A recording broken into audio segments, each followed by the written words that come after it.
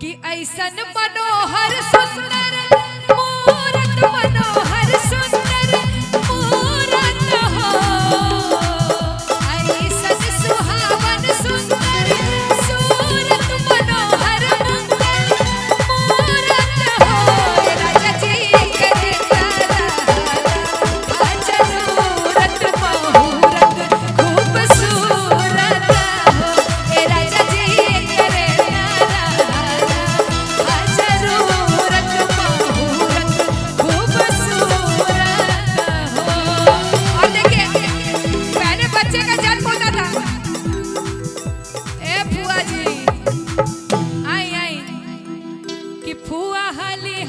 पैसा लुटावल करी हाथ ना देर लगी आवे में।